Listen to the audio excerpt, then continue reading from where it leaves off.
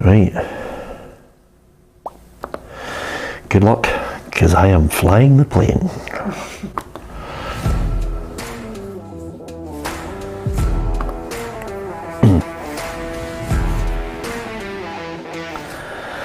Welcome to the Football Show on PLZ Soccer's YouTube channel. I'm Peter Martin. Alan Ruff and Alison McConnell are here with me on this Monday. Lots to talk about, looking back over the weekend's Premiership, and we'll also discuss the major awards at the Hilton at the PFA Scotland Awards. Kyogo picked up Player of the Year. Of course, Rangers win the last derby. Arsenal, have they blown the title? And Barcelona secure the Spanish La Liga over in Europe. We'll discuss that as well. Lots to chat about, and if you want to hit that subscribe button, you can join the football family. It's uncensored, unbiased, unmatched, and it's absolutely free. So Ruffy and Alison are here with me.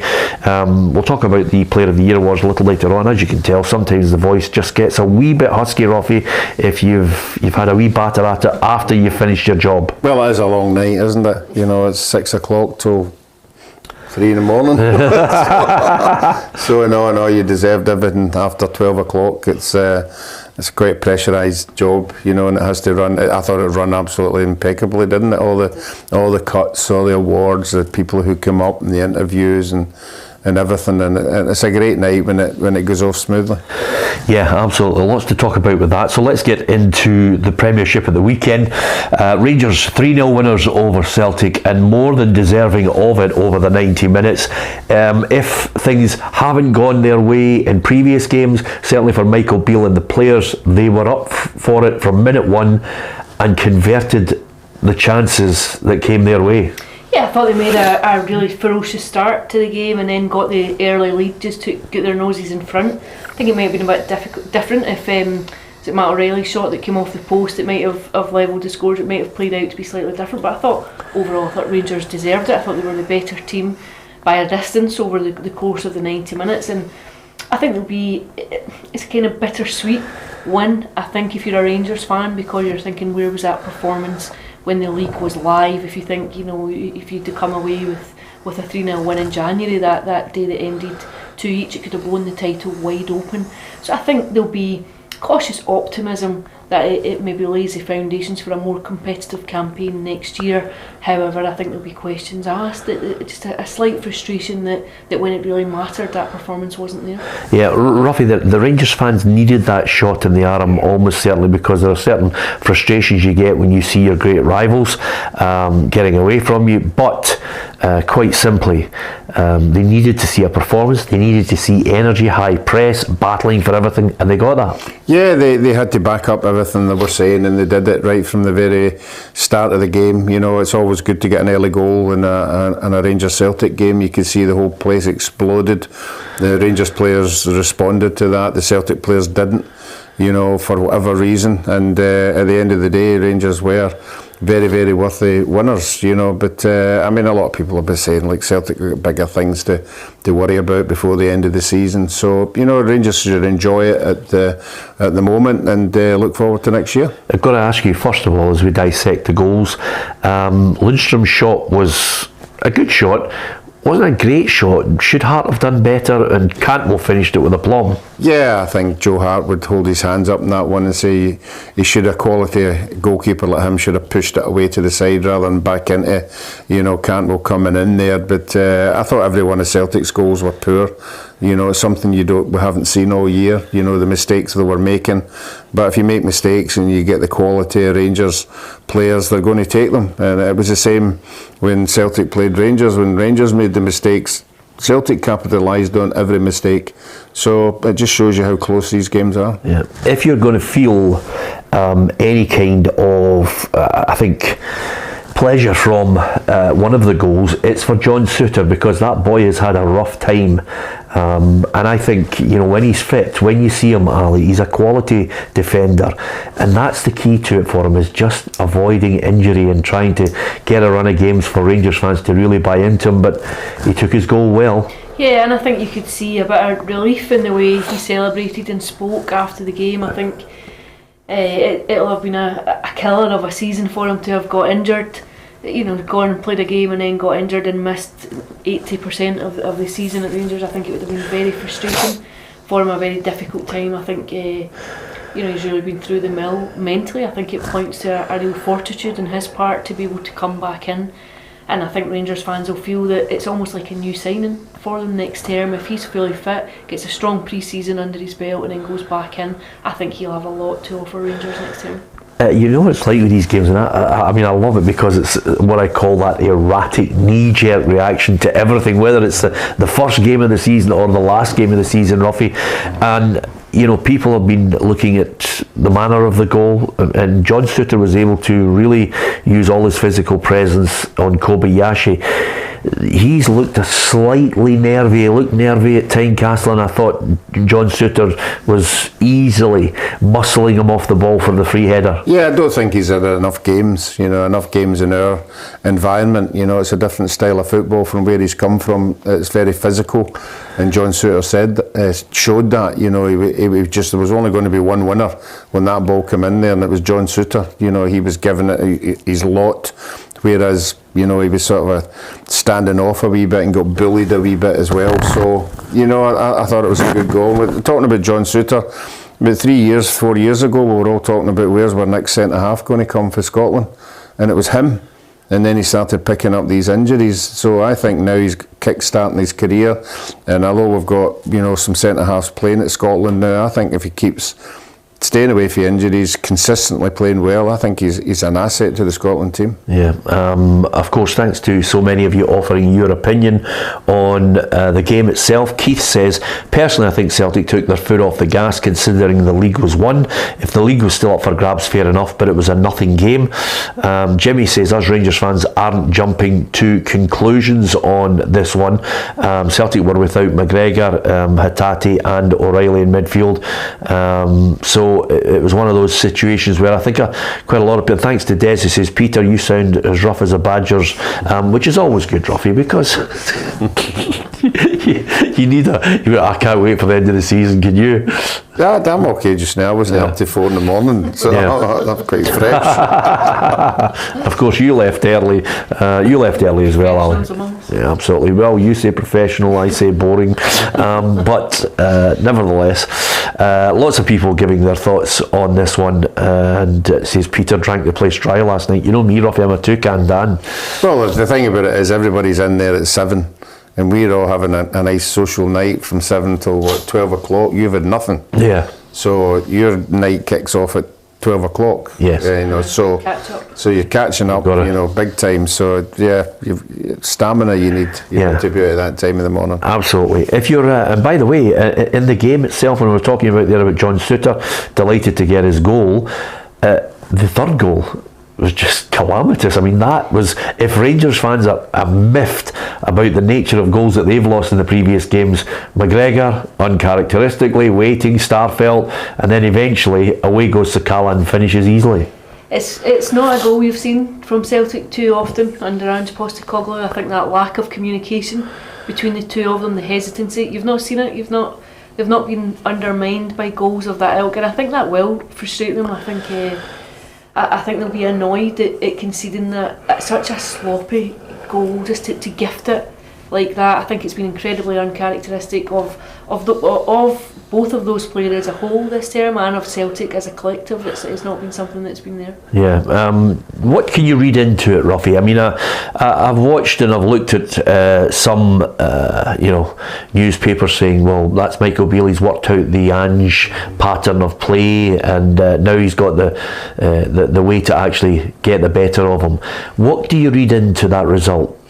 Well, if you're in the Celtic camp, you're reading it, and it's not taking anything away for Rangers. Celtic were minus their 2 best players up front and their 3 best players at the back. So if you're looking at the game, they'll say, well, that's the reason why, the inconsistency at the back. But in saying that, I'm not taking anything away for Rangers. Rangers, right from the day one, were absolutely superb. In every department, every one of them did their job. Cantwell, I thought, was superb. He had a wee trickery bit out wide where he had a wee flick. So he's got a box of tricks, that I think when they're playing well. I think Rangers obviously are every Rangers player or anybody at Rangers saying wait till next year. wait till next year. It's not about next year, it's about this year. This year is when you have to win trophies. This year is when you have to play particularly well. Rangers haven't won anything. You know, they keep talking about next year. Next year, Celtic are going to get better. Rangers are going to get better. But the here and now is Celtic are getting into a game in the 3rd of June to win 3 trophies, and Rangers haven't won any. Yeah.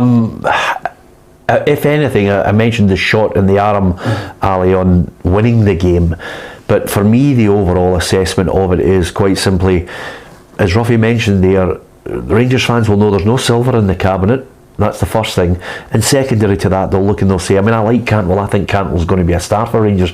But he'll be a star for Rangers as long as Michael Beale gets the recruitment right and gets other people to supplement his quality. Raskin I really do like John Souttar as a player anyway, but he needs those little bits left back, stonewall certainty, you know, and then middle of the park might need one or two others, needs a kind of a Kent replacement, and then definitely needs strikers, possibly 2 strikers, you know, to make sure he's got a really strong 11. So a goalkeeper yeah. too. You think McCrory played particularly well? Good save, really good save at the right time. I think you've still got a question mark over Brown and another keeper too, but I would agree with you. I think Michael Beale probably needed that result. I think any Celtic or Rangers manager can ill afford to go on a sequence of losing results that would have stretched to 4 successive games without 4 successive defeats for one, and it would stretch to not having got a big result in a big game. I think he desperately needed that. I think it would have put a significant amount of pressure on him getting into that first derby of the season at the beginning of the new campaign. I think he needed to beat Celtic more than Celtic needed to go to Ibrox and win that game. I think Michael Beale and Rangers desperately needed the performance and the win. Having got it, I think it just eases a bit of pressure around the beginning of the new campaign. But you and I, we all know that it's never, criticism and pressure is never far away when a new season starts if you don't hit the ground running, and so much of that will come down to what the summer recruitment is over the next couple of months. I think you have to give Michael Beale a lot of credit, because he never milked it after the game. He kept himself, like, we've won the game, you know, but there's other things we have to deal with, and I think that was very good of him. You know, he could have went in and gloated here and there and this, but he never. He was very good in his interview after the game. Yeah, Jimmy says Rangers have had a terrible year with injuries, and you know, you can say as Celtic were without certain players. We played with a full team out this season, Jimmy. I think obviously, you know, especially with a game of that intensity, and sometimes fans afterwards have selective hearing on things. I think what we also like to mention on a regular basis is selective hearing. You've got to actually think Rangers won the game, deserved to win the game. We're talking about the implications of the overall result. What does it mean? What does Michael Beale have to do? As Ruffy mentioned there, you know, he has to go away and say to himself, how can I make Rangers stronger? Can I get players?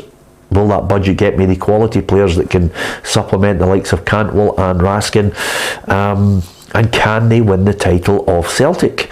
And the flip side of that as well as the 3 points which Rangers thoroughly deserved, what does Ange Postecoglou do? Because that is something that everybody will be looking at and saying, okay, lost the game, but I can remember, as I mentioned to you when we were off air, I can remember Celtic, you know, just watching Rangers win title after title, and every now and then when it got to the end of the season, when Rangers had the title in the bag, I think Celtic won a game 3-0 against Rangers. It was a meaningless game, didn't mean anything, and everybody was saying, oh, that's them, there's hope, but it meant nothing, because I've seen Rangers in that 9-in-a-row period give up that odd defeat here and there when the title's in the bag.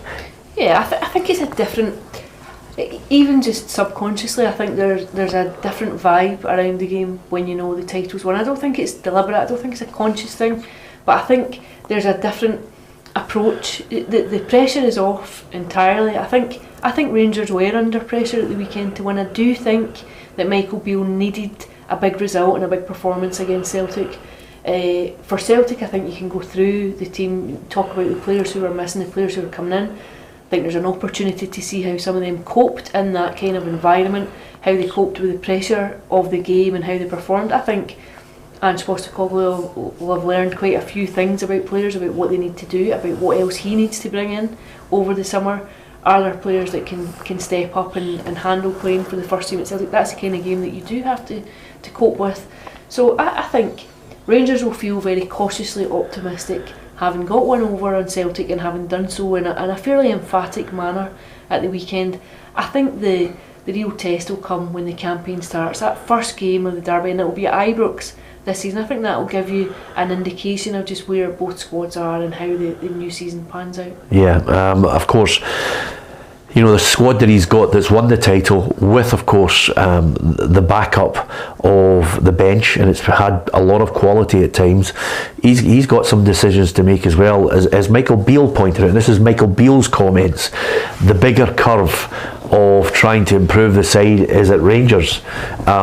Whereas Ange Postecoglou has got a title-winning side, and he has to, Ruffy, just as Alison mentioned there, look at it and say, I've got to supplement some of the players, and his big, incentive is to try and get Celtic out of the group stages and into a knockout phase, I think. Yeah, but as I said earlier, I mean, Rangers quite rightly so are telling all the Rangers supporters, hang on to next year, this is what we're going to be doing, this is the players we're going to be in, I've got a budget to make us better than that. Celtic are saying nothing. There's nothing. They're just quietly going about their business. They know, I think everybody would agree, that Celtic have got more money in the bank than Rangers to go out and buy better players.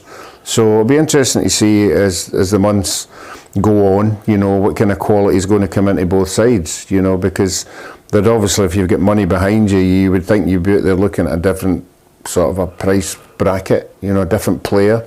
If you're going to spend 4 million, 5 million, 6 million to picking up players who are out of contract. It's not saying the players that are out of contract aren't going to be hopeless, but if you're dealing in a bigger price range, you would think you're going to get a better quality coming in.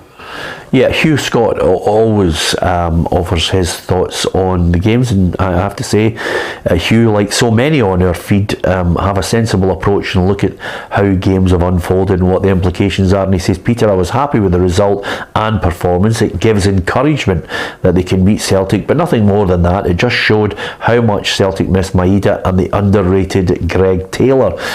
You can give us your thoughts on that. Who was the standout player for you? Are you filled with enthusiasm that Cantwell could be a big star for Rangers? And what about Celtic? Were they off it? Do you have to read anything into it? Has Michael Beale finally worked out how to high press Ange Postecoglou's side and get the better of them? And will he have a big enough budget to go out there and strengthen all the things that we'll read out, as many as we possibly can? And thank you very much to so many people pointing out that I sound rough today. So that's absolutely good. That's absolutely great. You see, that's what happens, Ali, when you use lemon on your voice and you make sure it's okay when you have one night out, Ruffy. And I'm going to miss Ali's night next week. It's the one night of the year when I'm off work and I have a drink at the Scottish Football Writers with you guys, and Ali kindly invited us all to her table. Unfortunately, I can't go either. I can't go. But that's because of the snub and the dislike for Ali. That's nothing to do with where I'm working. No, I was given my invite, being a past winner of the Sports Writers. Yeah. I had to decline because I'm unfortunately away on holiday. Yeah. But hold on a second. You're away on holiday again? I haven't had a holiday. You keep saying that. Unbelievable, by the way. I haven't had a holiday since last June. 4 weeks. Last June. I haven't had anything. Hold on a minute. You haven't been... No. You haven't been... I haven't been away in January. I haven't been away anywhere at all. I really haven't. You haven't been off? No, I haven't been off. Not on holiday, not for 10 days or something like that. Right. I haven't, honestly. Okay, let me check that, Ali. I think he's at the wind-up. Anyway, thanks to so many of you. Joseph says, Rangers were the better team on the day. We had a nightmare of a day. But that won't happen every game. Yeah, I mean, that's the joy of these games. And Martin, I think, has nailed it, Ruffy. He says, Alan Ruff and Peter Ruff. Which is fair. I think that's absolutely fair. I can tell you, it's got to be the earliest ever. When this show finishes, I'll be going straight to bed. So there you are. It's always good. Although I did see, and he shall remain nameless, you can always tell at these big nights, the award ceremonies, when somebody has worked so hard and they've decided to, have a wee sherbet or two. And I watched one of my pals walking about, and he was only walking on a radar. His eyes were closed and he was like the mummy, just stoating about in zigzag lines. And I thought, how is he still standing in this bar? It was incredible the way he actually managed to move around, but absolutely brilliant, and so many people actually thoroughly enjoyed it. We're going to talk about that shortly, but let's get on to it. So Rangers 3-0, deserve to win it. Lots of really positive things coming out of the performances as well. You can tell us what you thought about it. We'll read out more and more of your messages. And Celtic fans, what can you read into it? A loss, but still chasing that trophy to make it a treble-winning season for Ange Postecoglou, possibly. I'm sure Billy Dodds will have something to say about it. Elsewhere, Aberdeen 0, Hibs 0, Ruffy. It was one of those occasions where you've got the Gothenburg greats there, the sun shining, there's a bit of nostalgia in the air, and I'll be hoping Barry Robson's team could get something out of it.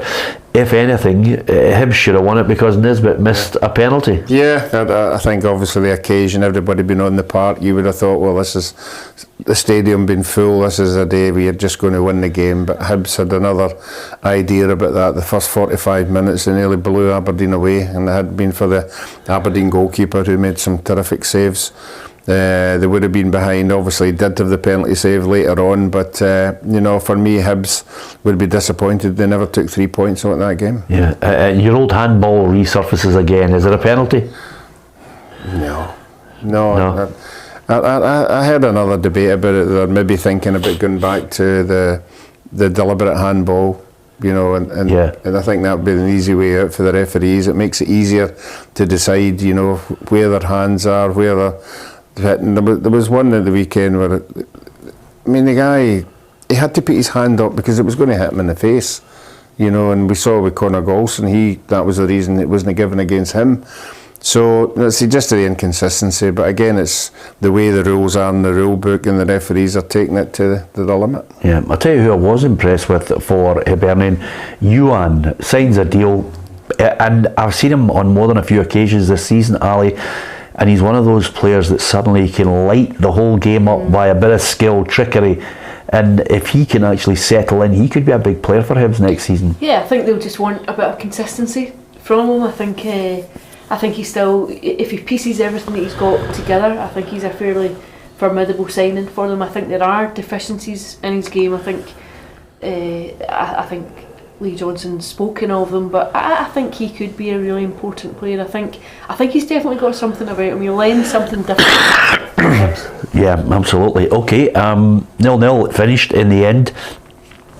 Aberdeen get more than enough to finish third. Nobody's catching them, eh? Yeah, I think they've got a good breathing space now. It'll be interesting, the game coming up at the weekend. Obviously, they've still got a lot to play for, but I think Aberdeen would go there thinking a draw, and that would be it. Yeah, okay. We spotted Stephen Robinson last night. He was rightly nominated for Manager of the Year. St Mirren 2, Hearts 2. And I think when you're looking at the game itself, St Mirren should have had that in the bag, Ruffy. Is that fair? Yeah, I think so. They had a chance to make it 3-0. The boy never took it, and all credit to Hearts for the penalty. When I was hearing people, I hadn't seen the penalty, but I was hearing people saying it was a bit rash. I thought it was a penalty. I thought there was no reason to touch him in the back when he was going away for goal. So unfortunately, the penalty I think was just rewarded. The sending off, I'm not too sure about. I think it was reckless rather than dangerous, so I think they might appeal that. Yeah, I wouldn't be surprised if they did. As far as the goals are concerned, Shaughnessy, Strain, Ginnelly and Shanklin, did you think it was a red card? I would agree with Ruff. I wasn't sure it was a red card, but I thought it was a definite penalty. And I think if you look at the reaction, even from the St Mirren, they knew, right away they knew. But yeah, I think you could probably have avoided the red. Yeah, okay. Give us your thoughts on that. But nevertheless, when you look at St Mirren and what they've achieved this season, it's been fantastic. I mean, speaking to a lot of St Mirren fans, and they're delighted with what Stephen Robinson's doing there. Well, you can tell by the attendances. Attendances are nearly doubled. And the fans like what they see. They've got a lot of young players in there doing particularly well, along with the experienced ones. And when you're in a team like St Mirren and you're winning more games than you're losing, the supporters are going to love what they see, and they are playing some good football and they're creating a lot of chances. Yeah, absolutely. Okay, what about Dundee United? I mean, we're talking about the occasion up at Pittodrie. Dundee United, it was, absolutely magnificent, the display they put on there. There was a few old legends in the crowd. and then you're thinking to yourself, what a real chance at home to do something, and they blew it. And the one thing that struck me about them, Ali, is even with Jim Goodwin coming in, and we've heard Jim Goodwin before when he was up at Pittodrie saying, as Aberdeen manager, it'll take me a week to sort out that back line. Dundee United's back line is all over the place. There's no structure to them. There's no formation when they're trying to defend. At times I looked and their defenders were so far apart, scattered all over the place, and Ross County took full advantage. Yeah, I think I was at Perth obviously, and when I saw that Ross County taking the first goal, I feared for Dundee United, and I had thought, like you, I think Dundee United will win, back to be quite a big crowd and all the rest of it. I think they're in real trouble. Well, obviously you look at the league table and you know their predicament, but I think it's been such a ragged season for them, such a desperate campaign over the piece, that I wonder, when you get to this point, what you have left mentally to try and get yourself out of it. I think it's huge. St Johnstone are another team. I think they might get dragged down into it. They're away to Kilmarnock this weekend. I think I would fancy Kilmarnock to beat St Johnstone. I think I think Dundee United and St Johnstone could both be firmly in it. But for Dundee United, I think there's never been a cohesion to performances at any point this season, being able just to piece together consistent runs of form. And I think now, when you find yourself in the position that they are, knowing that the clock's ticking, I think it becomes very fraught. Yeah, the strange thing about it, Ali, is the only problem. I mean, listen, it's all guesswork because you never know how they're going to handle these remaining games, Ruffy. But I think St Johnstone have just enough points to escape by the skin of their teeth. I just look at the others there. I think there's a point somewhere that's just going to save them. Whereas Kilmarnock battled away, Ross County, as you and I expected, but Dundee United, I just don't see it. I thought it was an interesting interview at the weekend there as I was coming into the show on Saturday. Craig Levine was in the studio and he was getting, I think a Dundee United supporter called in and said, Craig, why don't you come back, director of football? And then somebody else had said, oh, you had an interview about the director of football, why didn't you take it? And he went, well, I didn't like what was going on behind the scenes. Yeah. So there's something happening at Dundee United, that I think is about to explode. I think and it was funny when he said Tony Ashgar. Yeah. He said, now that Tony Ashgar's left, wouldn't you come back? And he went, has he? Mm-hmm. So there's something happening behind. There's something at Dundee United that obviously the fans are concentrating on the football, but I think once the nitty-gritty comes, I think there's a few stories to be told up at Dundee United. Yeah, the structure of it is wrong. Their decision-making proved to be wrong. Jack Ross, 7 games, gone. And from there, it's been, exorbitant wages on mediocre players. Yeah, I think I would fear for them if they go down too. You think financially what it means to you as a club to drop down into the Championship, and it's a very difficult league to get out of, as they know themselves.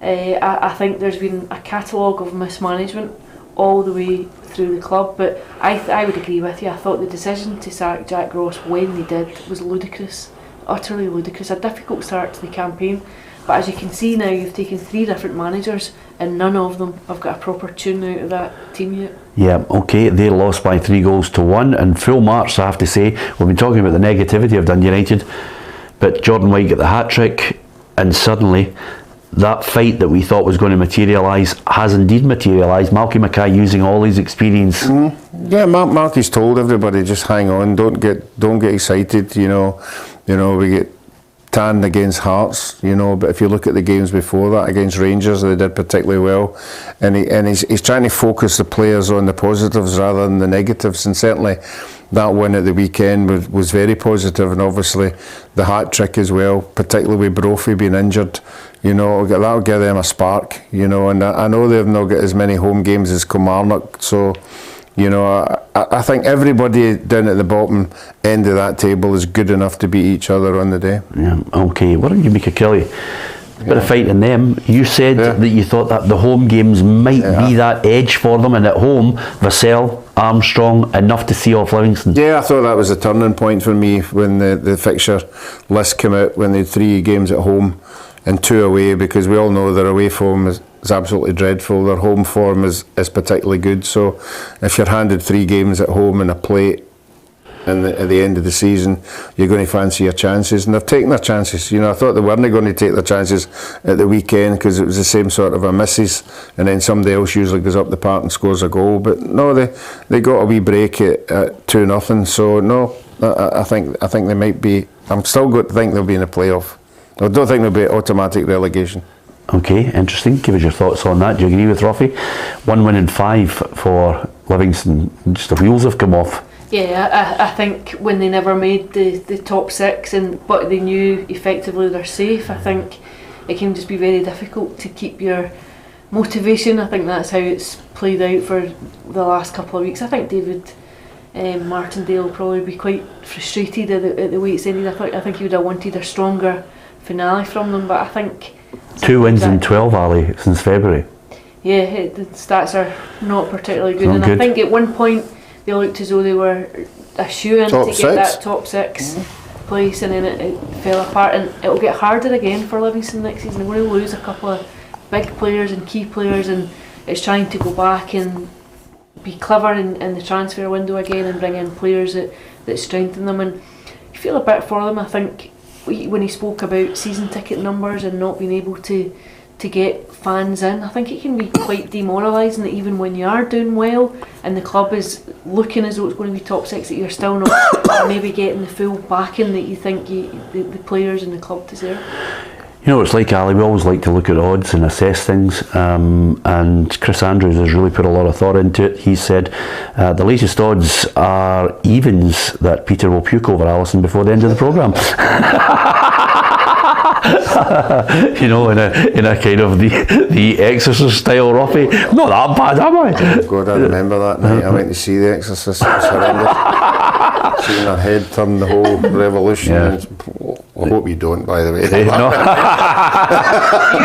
Yeah, with all due respect, it could go viral. I mean, what are you, a team player or not, Ali? You know what I mean? I mean, come on. No, I'm not. No, exactly. I thought you were. And the last one I've got to mention, incidentally, the penalty for Kilmarnock, Jason Holt's Adam penalty. No, you're not having it. Okay. No, not all right. What about St Johnstone, Motherwell? Van Veen, tremendous. I mean, he was right in the running. I thought if Kyogo hadn't won Player of the Year, your man here deserved all the plaudits, because he must have been close to winning that. I think it would be nip and tuck. I really do. But I think his campaign has been fantastic. I didn't think he had his best game on Saturday. I think, but it just shows you he gets the kind of landmark goal and the celebration. His first penalty, I think Remy Matthews will be irked about just to have come off his line. It was a very tame penalty, but I think then to have the composure and the belief to go up and just dink it straight down the middle at your second attempt, I think that just shows you where he is just now in terms of the confidence and belief. And little wonder, I think, you know, I wouldn't put it past him getting the 30 before the end of the campaigan. Yeah, Ruffy, you having that penalty retake? No, it's another silly rule. It's a stupid rule. You know, why do you think goalkeepers dive the wrong way at a penalty kick? Because they go early. Yeah. No, you don't go. If you wait till the boy hits it, you're going to dive where the ball goes. You're not going to dive the other way. So every goalkeeper goes early, and it's a free hit for the spot to kick. He's got a free hit to go. So what? Why does a goalkeeper have to be on the line? You're just a right moan today, by the way, Ruffy. To be fair, though, that's what he was saying. You know, every legislation is all geared in favour of the striker. You know, if you are, let the goalkeeper dance about and do whatever, prance about, and if he wants to dive the wrong way, let him dive the wrong way. But to penalise him because his foot's not on the line, it's not a big deal. It's not great for St Johnstone, by the way. I thought the second goal that they conceded was soft. It was like slow motion when the ball eventually got to Mondrian. Yeah, Blair Spittle and him just exchange passes, just cut St Johnstone open. To be fair, at that point they'd committed men forward too. They'd been trying to find a leveller. I think that's the 93rd minute or so. But I didn't think St Johnstone did not, from memory, have one shot on target. I don't think they had quite a lot of the ball in the final third, but utterly toothless, just no menace or threat whatsoever. I would fear for them. I think I fancy Kilmarnock will beat them at Rugby Park on Saturday. I think Kilmarnock are good at home, and I think that takes them firmly back into it, because Kilmarnock would leapfrog them. Kilmarnock would go ahead. Who did you say was going to get relegated at the start of the season? Can you remember? I think I said Ross County. Yeah, I said St Johnstone, and you said Kelly, to be fair to you, Ruffy, but there's so many twists and turns on this, it's going to go right down to the wire. Couple of things I want to talk about that I think from the SPFL at the weekend. I'm not sure how the predictor went, Ali, I don't have it today, but I don't think too many people get too many points, I'll be honest with you. I think it's kind of my season in microcosm this weekend. Yes, is that a 2-pointer? Okay, we'll get the scores and put them on tomorrow. Before we talk about the English Premier League, let's talk about the PFA Scotland Player of the Year Awards. It was a brilliant night, great enjoyment for me on the stage, Ruffy, interviewing the great and the good of the game. There was a lot of really good people coming up to hand out the awards. It was nice to see Neil Lennon back in the country, a wee chat with him. Interestingly enough, just as a quick aside, I had a chat with Mark Hateley. He really likes Van Veen. It's always good. I think it's always good to talk to, people who know the game that played at a really top level, and he sees something in him, he likes him. I wonder. Yeah, I mean, you've got an expert like Mark, who's obviously been at the highest of the game, and if he sees somebody, he might see something we don't see. Obviously he scores goals. You can't take it back. I think Mark would be looking at. He scored a goal at this level, but can he go to another level and score goals? Well, that's a big question. He might see something in him that he can, but the proof would be if he does get a move to a bigger club, whether he does. Yeah, absolutely. I'll tell you another thing about it, by the way. I was sitting next to Mark last night when we were having the dinner, and he showed me a great photograph of. It just shows you what a top player he was. Showed me a great photograph of him and Paolo Rossi in AC Milan tops, and the two of them. Mark was built like that in Italy, and you think of the standard of players that they've played with as well. And Paul Elliott, who was also sitting next to myself and Mark, said his second game for Pisa, he was there trying to stop Maradona, Napoli.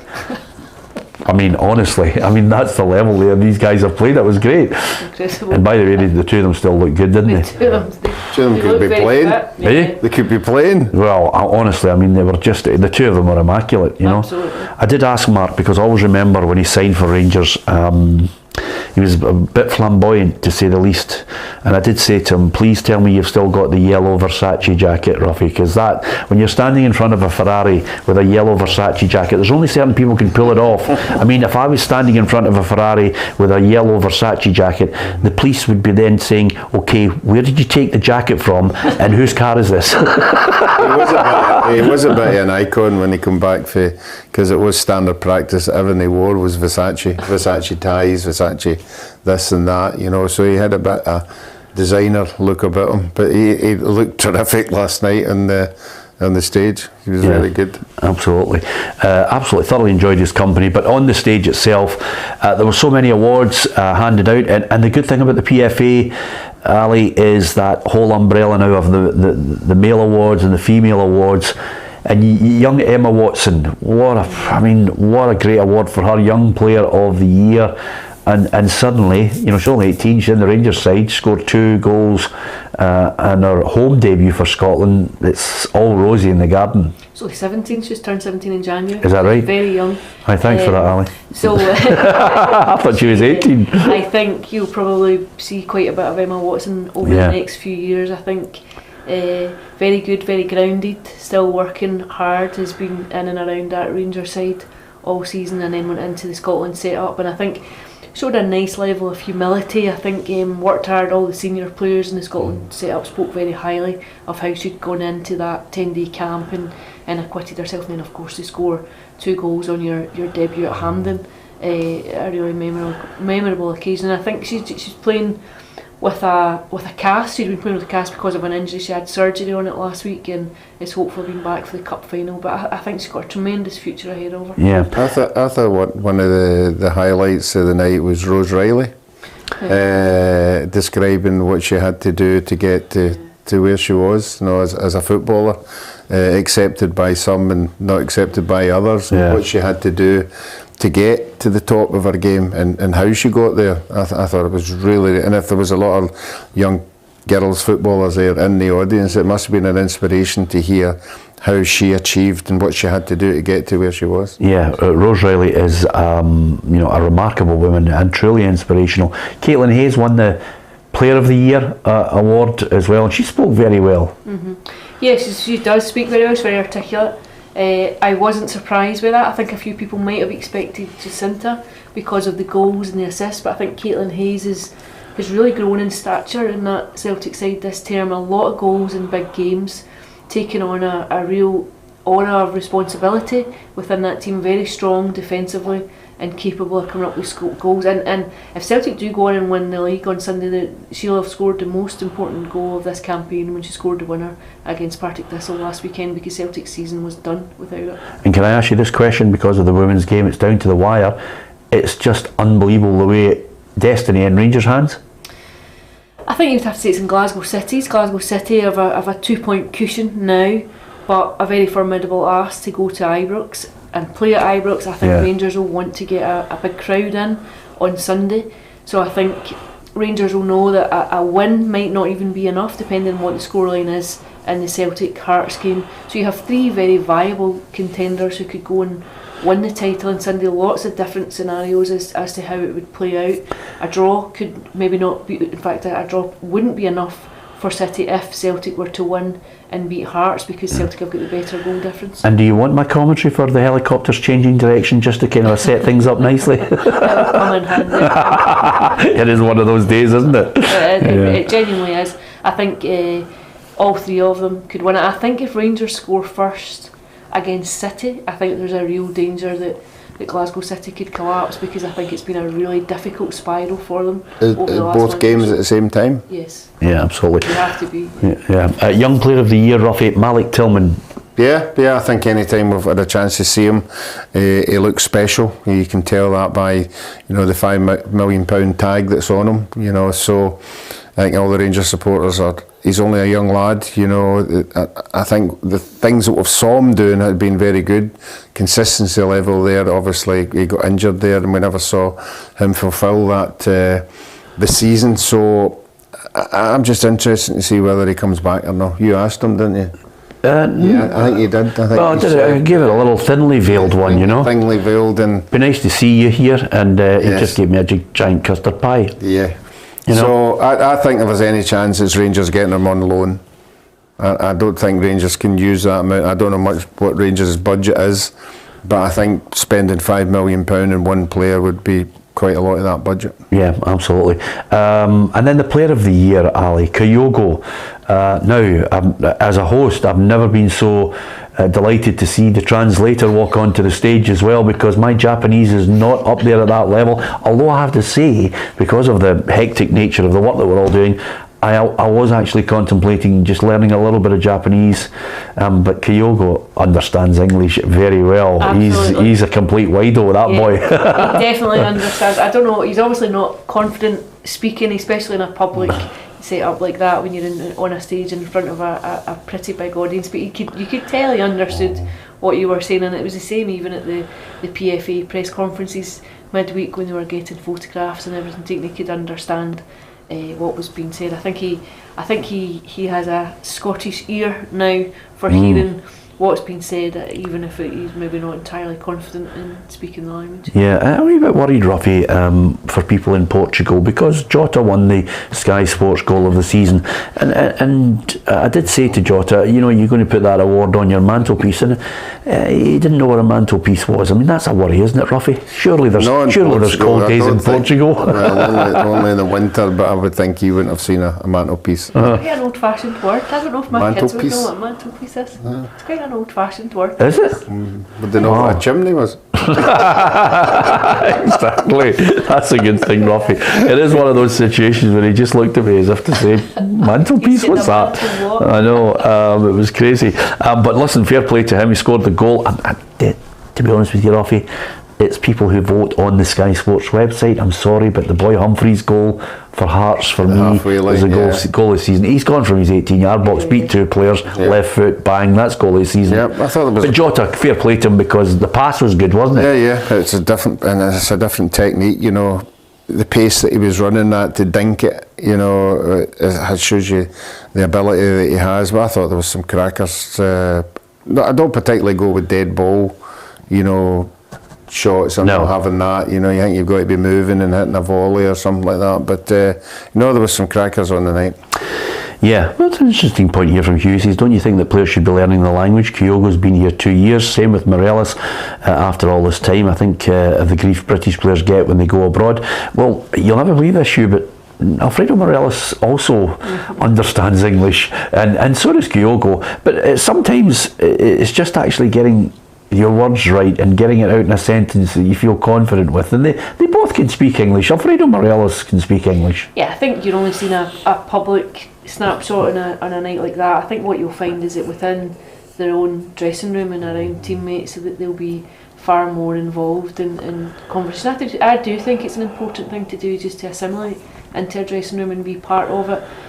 But it's funny because we spoke to Will Abada last week, and I thought his English was absolutely impeccable, whereas a year ago or so he was still toiling. Yeah. I thought he was utterly fluent in every sense, and very comfortable and confident. A young man who's obviously come in and fitted in and worked hard to learn it, but I think it could be very difficult. I think going and learning Japanese and Mandarin could be really Well, what a great personality Kyogo had. And he's fantastic. Bubbly. It must be a joy to be in a dressing room. He just seemed to be living life, you know, to a full and enjoying every minute of it. And he did that sort of a Yeah, he was good. But can I just give you a little insight, Ruffy? One Premier League defender said to me that he knows how to put the boot in. He might come up and apologise to everybody, but he puts the boot in. So it's interesting when you see people play, and then all of a sudden an insight from the players who play against him and say that he knows how to really get in there and be nasty when he needs to be. But I just thought he was I think he's first class. Very gracious, isn't he? And everything he does. I like to be gracious when I'm booting somebody, Ruffy. Do you? Just thought I'd ask you. And me up going, sorry? Yeah, sorry. Exactly. I'd say sorry. I wouldn't say sorry. I don't know why I said that. What do you make of Ange Postecoglou, Manager of the Year? Good, yeah. I think everybody was nominated quite rightly, justified in their own bit. James McPake, Darren Young, you know, that both won league championships in their own way. But I think it's just, you know, everybody's. We've had this discussion before about when you're a manager of Rangers and Celtic, you should be winning cups and you should be winning this and something. It's no easy job, you know, that you might have the resources and everything, but I would never in a million years wonder what happens if you walk into a Rangers and a Celtic office in the morning, what you have to deal with. You know, what's in front of you, you know, everything that's there, the supporters are worldwide, things are happening here, things are happening there, things are happening, and that's why I give them the benefit of the doubt if they're very, very successful, because it's just as hard running a team as big as them as it is running wee teams. Yeah, well, I have to say he was relaxed. Didn't like the fact that they'd lost against Rangers in his acceptance speech. But again, I always find him one of those managers who's come from the outside and is not affected by the lunacy of our country, Ali. I think there's an authenticity about him, and I think that's what endeared him to Celtic fans from the off. I think he comes across as relaxed, grounded and entirely confident in himself and what he's doing. I think that was shown, I think, to walk into Celtic, come across the world, come in, not bring a coach, not bring any of your own staff, but to be entirely at ease with your own methods and back yourself to go in and introduce them to a new dressing room. I think he talks well. I think he's engaging to listen to, and I think he was very relaxed. And I think Celtic fans will be keen that he hangs on as long as possible. I think the Champions League will be a pull this season, but I think if you were Celtic, you would already be a wee bit itchy about what will happen when Ange Postecoglou leaves. Yeah, well, we'll wait to see when that happens. Some people have predicted it, hasn't quite materialised yet. Ruffy, just before we go, listen, if we're talking about all the excitement of what's going on in the women's game, the men's game up here, and the playoffs, which are coming thick and fast, Arsenal have well and truly blown it. It is gone 3-0. Yeah, there was evidence of it maybe a month ago when they were behind a couple of times and they come back and got a point, and everybody's saying, oh, the fight's still there, but they were beginning to wobble, and I think Man City were just beginning to put pressure on them by turning in win after win, you know, but there'll be a disappointment because I think we thought, you know, maybe 2 months ago they were going to be run away with it, but that's not the case now. Yeah, it's one of those things where the quality has told in the end, and you're just wondering, can they land the title? Can they land the Champions League as well? Big week coming up. Yeah, it's a huge week. I think so. I think the title's a yes. Champions League's another proposition entirely. Interesting. You think maybe that Madrid will go there and win? I wouldn't rule it out. Yeah, same here. Rule it out. Yeah, I think there's a real chance, Ali. Yeah, I think they could. Yeah, who's going down? I mean, I'm looking at the bottom end of that league. Southampton are gone. Leicester, huge tonight against Liverpool. You know, and they're still in that mix. It's so tight. What's your money on? I'm not sure. I think Leicester will lose tonight. I don't think they'll win, and I think that puts them really in a very precarious position. Ruffy, where are you going with this? Yeah, Leicester, I think, are gone. I think 2 or 3 above them are still have to win games, you know, that because I think a lot of them can be dragged into it, you know, but it's all about getting out there and handling the pressure and winning them. Yeah, absolutely. Leeds United or Everton? I'm favouring for Leeds because I've got relatives in Leeds. All right, so it's no football. It's all about your family and everything. Nothing really logical about it. That's absolutely fantastic. Well done for that, Ruffy. Give us your thoughts on that. Thank you very much. There's so many people who have obviously been hitting the subscribe button. We absolutely value your support for the channel. We've had an absolutely fantastic season with lots more to come. Not only towards the end of the season, but of course throughout the summer we're going to deliver a lot of good one-to-ones that I hope you will enjoy, and over and above that, we'll be back again next season, bigger and better, with lots more for PLZ Soccer to offer you. 7 days a week, Ruffy, we are on, giving everybody so many different areas where they can watch different programming, one-to-ones, my story, little mini documentaries. Of course, if they download the app, they get all the breaking football stories. Yeah, I was talking to a lot of guys at the do last night, you know, a lot of people who are really interested. It doesn't matter what team you're supporting, Aberdeen, Celtic or whatever, there's interviews there for everybody to find, and they're all football in-depth interviews that you don't get a chance to really to hear what they're saying, you know, because most supporters don't get the avenue to see about the day-to-day life of ordinary footballers. Yeah, absolutely. And the good news is, Ali, I was up in Aberdeen on Thursday night for the gala dinner for the 40th anniversary of the Gothenburg Greats. The amount of people in Aberdeen who actually watched the show and come up to us and said, we watched the show, love the crack, enjoy it all. We try and cover as many different teams as we possibly can and give them interviews. I mean, John McMaster is on, Alex McLeish has been on talking in depth about that brilliant result 40 years ago. Yeah, absolutely. I think never to be done again. I think it's right that it's celebrated. I think you should give it its place and mark the moment, and I think Aberdeen will know that it stands alone forever, in the same way that Celtic will know that no one will ever replicate what their 1967 team did.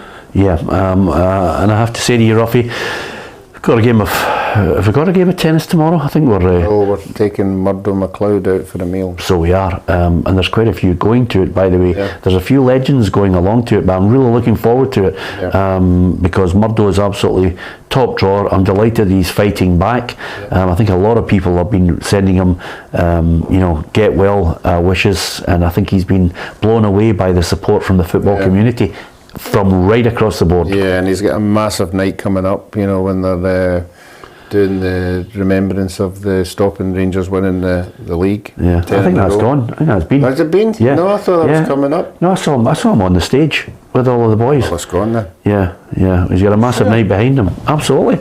Yeah, I saw it on social media. That doesn't mean it's true, Ali, I have to say, but nevertheless. No, last time I saw him in the paper saying it was one of the highlights that he was really looking forward to, everything that he'd been through, and to see the supporters, and as you say, the acknowledgement that he's had when he wasn't particularly well. So if he's done it, then I'm sure it'll be a wonderful night, and he'll tell us about it tomorrow night. Yeah, absolutely. There's a few other legends coming that I think will surprise you, Ruffy. Real legend. Absolutely. Legends from Ali, her world, and legends from the football world. Yeah. So that's good. You better get your hand in your pocket. You know what you're like by when you wait for somebody to get to the bar first. Then of course, when everybody's divvying up the checks, you're like, oh, I only had garlic bread. You know. Do you know people like that, Ali? Oh, yeah, absolutely. You know, I used to know a guy in Edinburgh. We were all going on a big night out. He always opened the door so that everybody could get into the bar first, and he'd never buy the first drink or indeed the last drink. Yeah, I remember being out with the media once, and the media had a very good technique where they all got dummy receipts. Yeah. To take home with them. Yeah, absolutely. That's a strange allegation to come out with in the last minute of the programme. Shut up, will you? Those days are gone. That's why. That's why the media's goosed. To be fair to you. I was shocked. Yeah. Shut up, Ruffy. Anyway, Ruffy in shock sensation. Thoroughly enjoyed the PFA Scotland Awards. So many people put in a lot of hard work, and it was great to see all the clubs get behind it. And I think the message as we leave you tonight is basically that for the new season and for all the big things that are going on, Scottish football really needs to start to realise we've got a fanatical support. We've got to get behind it. We've got to all be pulling in the same direction, Ali. Is that fair? Or am I being just some kind of hopeless romantic? No, I think you have a product that I think at times has been undersold. I think you would want to market it properly and get maximum return for it. Yeah, absolutely. Okay. What are you? No, I was just throw going to another say. grenade? No, I was just going to say, everybody who's been moaning all year about change this, change that, do something about it during the close season. Yeah, absolutely. And if you are going to do something about it, don't do it in a WhatsApp group. It gets you nowhere. That's all I'm saying to you. Okay, thanks to Ruffy, thanks to Ali, and thanks to you. Don't forget, hit that subscribe button if you can, and enjoy the rest of your Monday. I certainly am. I'm going to be sleeping by 5:05. What a night. Okay, thanks to Ali, Ruffy, and to you for watching the programme.